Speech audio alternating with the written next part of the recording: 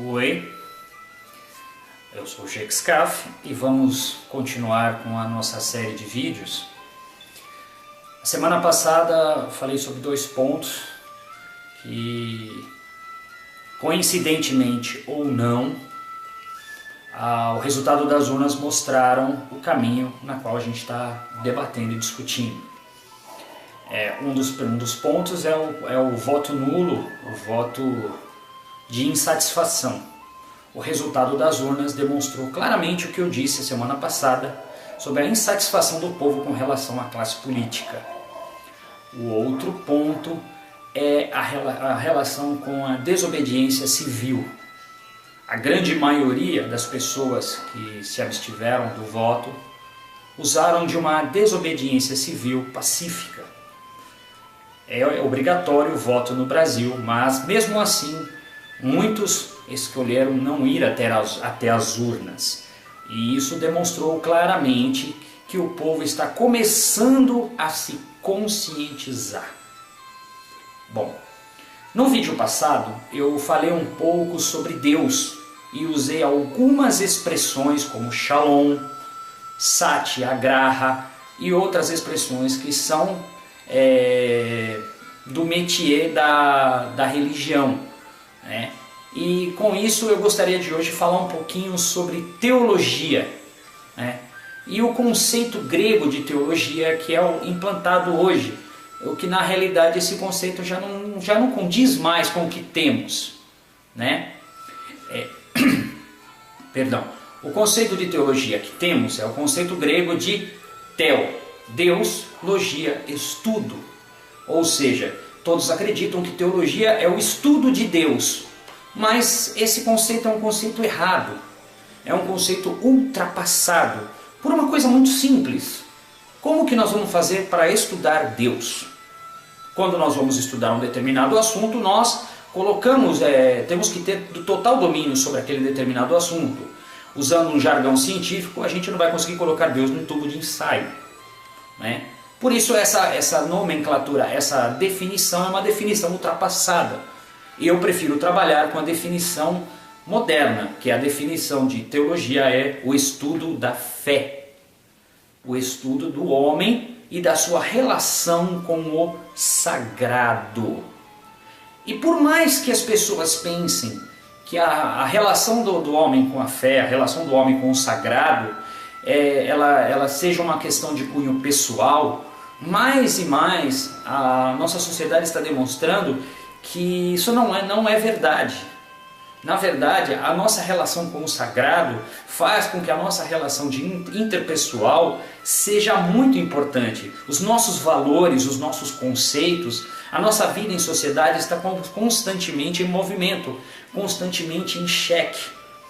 E daí, a partir desse ponto, eu quero entrar num novo patamar de discussão. É o patamar da anarquia cristã. O que é a anarquia cristã? É o jeito cristão de ver o cristianismo. Muito se tem dito sobre a anarquia, a ausência de um governo, e isso não se encaixaria nessa verdadeira balbúrdia que é o cristianismo, principalmente o cristianismo do século XXI, onde há multiformas, há multidenominações, sem contar outras religiões que também se professam cristãs. E por causa da nossa matriz católica, nós temos a tendência a ignorar as outras religiões que também professam a fé em Cristo. Lógico que professam a fé em Cristo de uma outra maneira, né? Ao invés de nós ouvirmos essa outra maneira, nós agimos com preconceito. E isso é extremamente errado. O anarquista cristão é aquele que não acredita em nenhum governo humano. Não acredita que nenhum homem deva governar outro homem. O anarquista cristão acredita que o governo deva ser dado a Deus. Esse governo totalmente voltado para Deus. Mas esse governo de Deus não é uma teocracia. Porque o que temos na história com relação à teocracia é o que nós chamamos de governo de uma religião. Ou seja, Para nós fica muito claro, como ocidentais, vermos os exemplos dos países orientais. os países islâmicos, onde há os governos totalitários do islamismo, mas também temos as nossas mazelas, como por exemplo o totalitarismo católico medieval e outras vertentes. Na verdade, o que o anarquismo cristão pretende é retirar o homem da sua condição de líder de outro homem. Ou seja, botar Deus no poder e não representantes de Deus. O grande ponto do anarquismo cristão, e que eu pretendo demonstrar a partir de agora para vocês, é que eu não vou chegar ao ponto de dizer que Jesus foi um anarquista. Eu vou chegar ao ponto de dizer que Jesus teve atitudes anarquistas.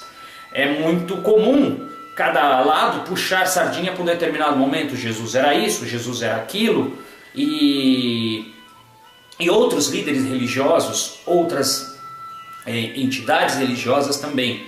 Mas o grande ponto do anarquismo cristão é demonstrar que Jesus lutou sim contra as autoridades de sua época. Jesus sim implantou uma desobediência civil contra as autoridades de sua época. E nós, como cidadãos do século XXI, brasileiros, demonstrados no resultado das urnas, a insatisfação da população, também devemos sim demonstrar a desobediência civil contra aqueles que nos lideram. Porque aqueles que nos lideram não são Deus. E por isso eu proponho colocar Deus em seu devido lugar, que é no governo da humanidade.